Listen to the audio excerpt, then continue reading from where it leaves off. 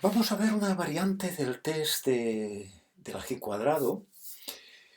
Veíamos en el vídeo anterior el test del ají cuadrado que se suele llamar de independencia, para evaluar la independencia de las variables.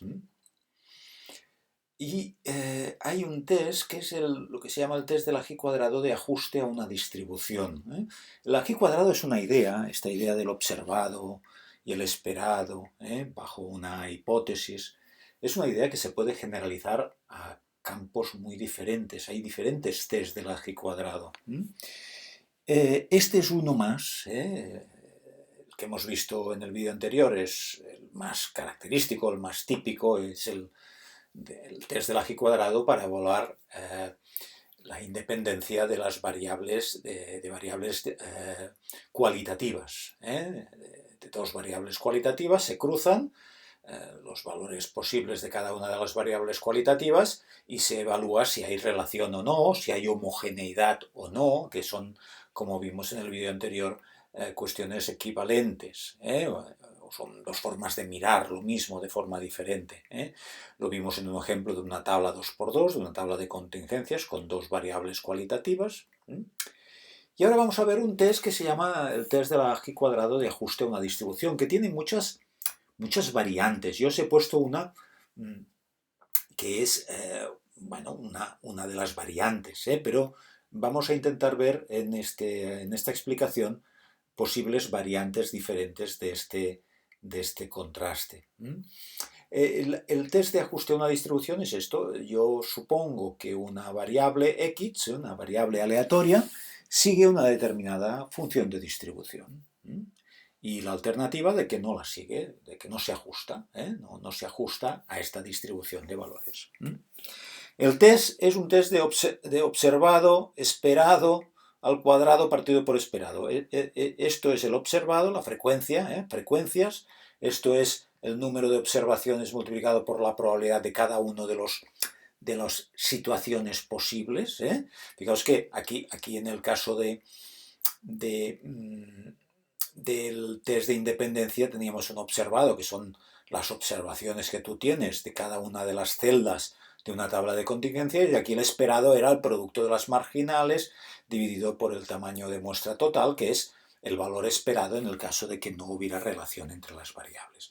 Bueno, pues aquí una cosa similar, o sea, yo voy a tener una serie voy a trocear las zonas de esta distribución, voy a fragmentar en distintas zonas, miraré la frecuencia que tengo observadas en estas zonas y calcularé según el modelo que yo tenga, según la distribución que yo tenga, cuál es el esperado, y entonces aplicaré la estructura típica del observado menos el esperado al cuadrado partido por el esperado, y esto tiene asintóticamente, cuando n tiene un cierto tamaño, se va pareciendo cada vez más a un ají cuadrado.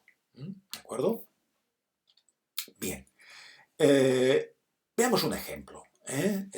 K es el número de intervalos, porque claro, estoy dividiendo en intervalos diferentes esta función de distribución. Vamos a verlo en un caso que todos entenderemos porque es una cosa del día a día. Mirad, imaginaos que yo tengo en una población, yo sé, porque tengo datos de millones de personas, sé que en una población determinada, en España por ejemplo, del grupo sanguíneo A hay el 32%.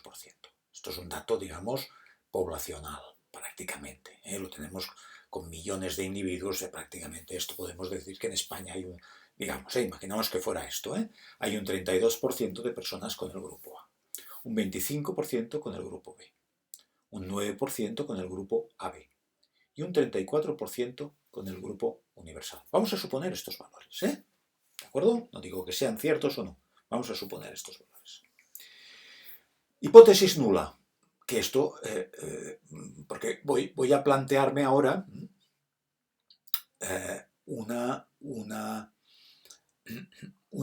un subgrupo de pacientes, por ejemplo, pacientes que hayan padecido la COVID. Imaginaos que tengamos pacientes en España que han padecido la COVID, que sabemos que han dado positivos de la COVID. Y yo quiero comprobar si los pacientes que tienen la COVID se adaptan a la distribución que hay en la población española. Porque si no, si se adaptan, pues quiere decir que de alguna manera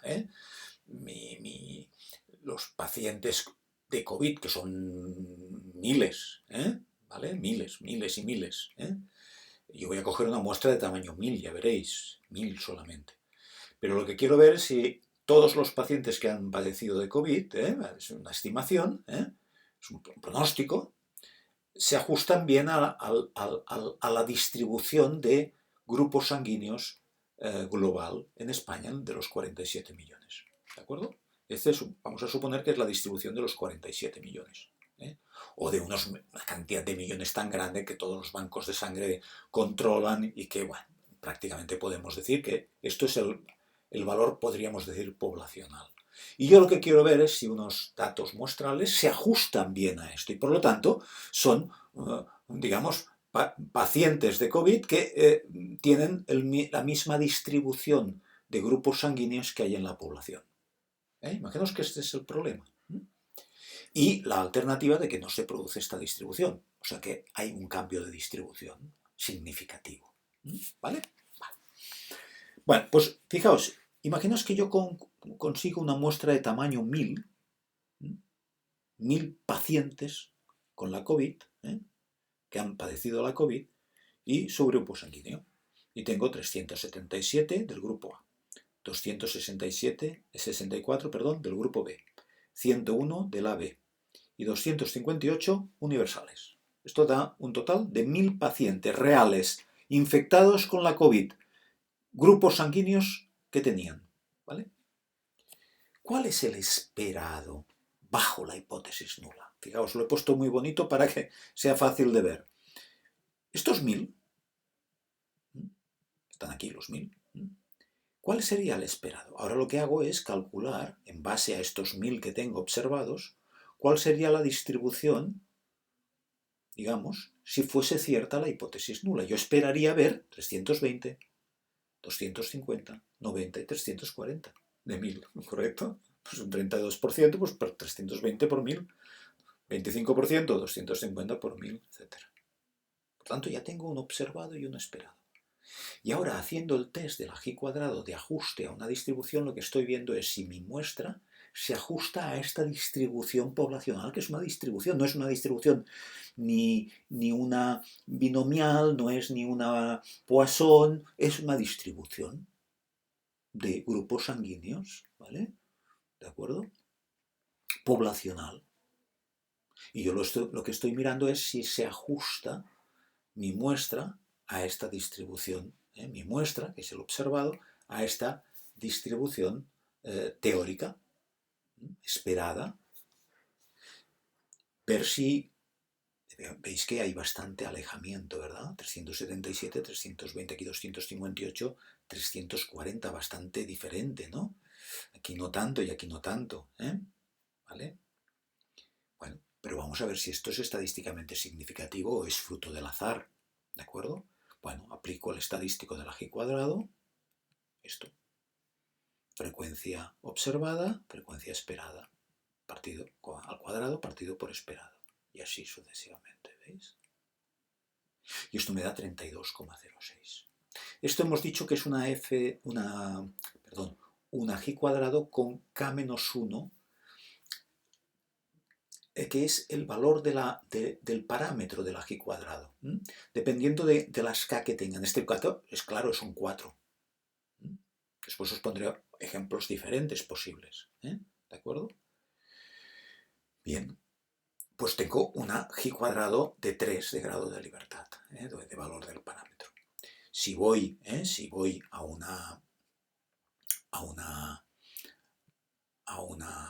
la tabla de la G cuadrado, como siempre, vamos a complementos, G cuadrado, distribución G cuadrado de Pearson, bajo para abajo y tengo 3. Umbral 781, ¿veis? El umbral del 0.05, área a la derecha 0.05 en el 781 en una G cuadrado con valor del parámetro 3, que es nuestro caso, ¿veis? Por Por lo tanto, tengo en un G cuadrado de 3, 781 tiene un área, una zona crítica, empieza en el 781. O sea, si el valor del estadístico me cae en zona crítica, rechazo la hipótesis nula de ajuste a esta distribución. Mis datos no se ajustan a la distribución si caen en la zona crítica, que es lo que pasa. Si el valor del G cuadrado me hubiera dado por debajo de 781, digamos que es un error tolerable. La diferencia entre observado y esperado es tolerable. No se ha separado, o sea, es fruto del azar. ¿De acuerdo?